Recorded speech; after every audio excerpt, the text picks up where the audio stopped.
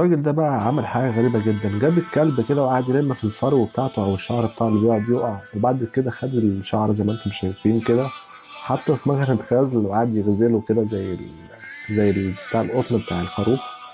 وبعد كده بدأ يطلع منه زي خيط، حوله لخيط. اللي انتم شايفينه دول لفوا على بقرة بالطريقة دي.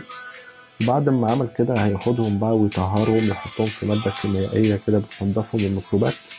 المشكلة بس انت هتستغرب بقى من اللي هيحصل بعد كده. هيحطهم في مكنة زي ما انتم شايفين، المكنة دي بتعملهم زي كروشيه كده، تقعد تلف وبعد كده تحولت للشكل اللي انتم شايفينه ده. هياخدها بقى ويسيبها، لا، يصبغها ازرق، صباغها ازرق بالشكل اللي انتم شايفينه ده. وبعد كده بصوا بقى اللي هيعمله يعني. انا بجد مصدوم يعني، يخرمها بالشكل اللي انتوا هتشوفوه ده. بس بيصبغها الاول، بعد ما يصبغها الاول هيخرمها بقى.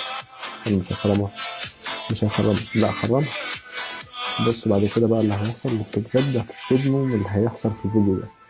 بصوا هنا بيركب لها زي عليقة كده، ميدالية، حاجة جامدة جدا اللي هي على التدوير يعني، محدش يلبسها. بعد كده لبسها الكلب، بجد قوية جدا.